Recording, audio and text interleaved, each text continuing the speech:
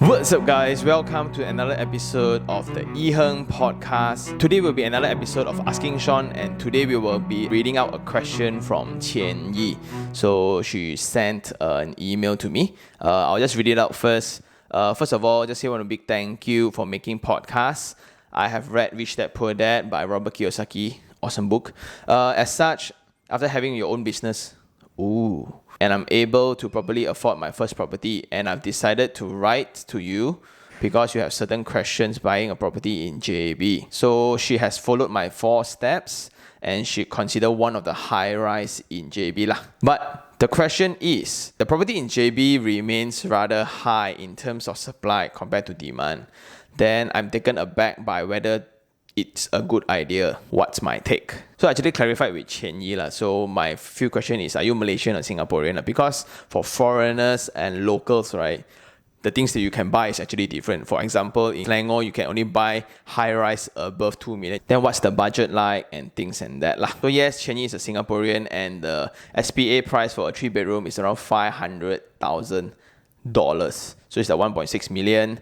The greatest concern now is that the JB apartment prices remain stagnant, and there are a lot of reports indicating that the supply will continue to rise. So do you prefer looking for more alternatives within JB, or should I look for more alternatives outside of JB? So first of all, I'm very surprised, Qian Yi, I'm very surprised that this podcast actually reached Singapore lah. Wow, suddenly I feel so... Anyway, so let's get to it. In JB, right, currently because of the political climate, right, our new Prime Minister somewhat have a certain perception towards China developers, like meaning manufacturers from China, construction company from China, all the same. It's because, right, let's say Country Garden comes into JB, by right is considered as an FDI, a foreign direct investment.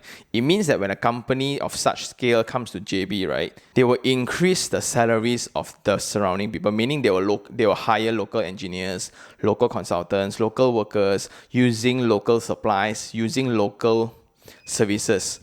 But unfortunately, that's not the case in JB, like, meaning these companies, right, have the capability to even import their own sand. So that's why our Prime Minister kind of put some power to it lah. So unfortunately, that affects the entire landscape of property in JB, unfortunately lah. All those are just collateral damages. Come back to your concerns, right? You are right. You are right in terms of JB. The high rises are not performing at all. For example, I actually stated an example which is Tropez Residence in Danga Bay. It used to be such a premium product and everybody actually lined up for the launch run 4 years back, 5 years back. But now you can actually easily get those at a very discounted price. So whether or not you are supposed to go to JB for investment or KL, right?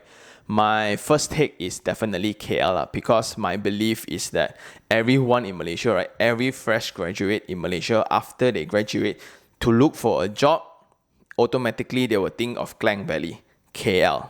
And because of that, right, there will always be demand for accommodation, demand for space, and etc. And people then start accumulating wealth and further invest, and property prices in this area will definitely perform better than JB. Because just that JB, right, a lot of our local Malaysians actually go over and work in Singapore. That's why the Singapore dollars effect, the foreign currency effect, right, actually boosts up the local prices for houses, especially for the landed house. You look at Masai, you look around Eco Summer, Setia Tropica, right, those houses are actually not cheap. If you compare to Taling Jaya or Klang Valley, right, those houses in JB is not cheap. Just that because their income, let's say 3,000 Sing dollar, they can times 2.5. So it's like suddenly, wow, all these people, right, all baller.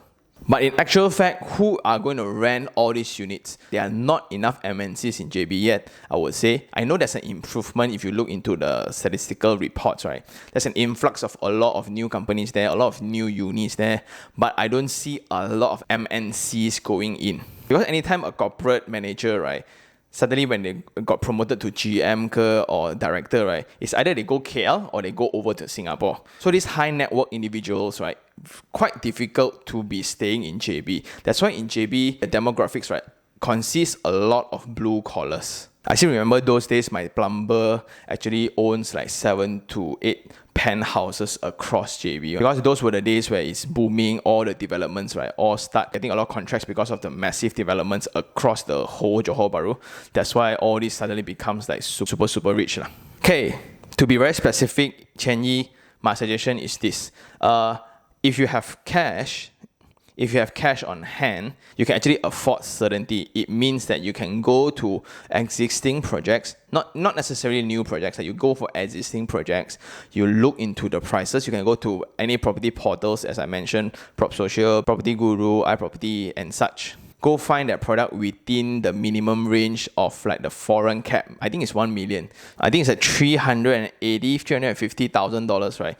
That range. So you look for since you are actually familiar with the 4 steps, right?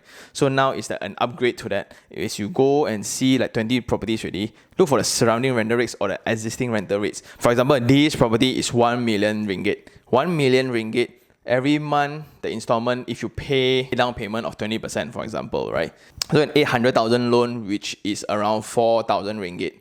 4,000 ringgit, then the rental there is actually 2,008 only. But then if you look for a property of 1 million in KL or PJ, right, the rental, sometimes you have properties above 4,002 or 5,001. Depends on location, or whether is it an expat focus, is it a city center kind of location. Because ultimately, what is the most genuine market that I always refer to is the rental market. But if you're looking for capital appreciation, meaning like you just park your money there for a while, 5-6 years later, you come back and see whether you can leverage on the times, then I would not suggest JB because JB high-rise will remain stagnant, I think, for the next 3 to 5 years. Because even from their distribution of advertisement, right, are not allowed within the Klang Valley region. Klang Valley, we don't get a lot of news from JB properties. So that's the limitation, and I think it will stay like that for easily another 2 to 3 years lah. So after comparing yourself between the different apartments in JB, then you look for some different apartments in KL, PJ, right? So I would suggest you to look through my property reviews in YouTube, where you can get to see, because you're in Singapore, not convenient, you get to see like 80 to 90 different properties across Malaysia and compare their rental rates and such. So you decide what's your risk appetite, which approach suits you better, and what's the expected outcome of this investment. Are you going for a long, or are you looking to flip? Or are you looking to just accumulate wealth based on rental? So I think that's all for this round, Qian Yi. Thank you very much for listening to this podcast, and I hope that you can share this around with your Singaporean friends. Wow, now I'm actually thinking, wow, my podcast actually with Singapore, right? Maybe sometimes cover topics regarding expats. So if you really like this episode, like it, share it, and even subscribe for more information like this. Until next time, this is Sean Tan. Ciao.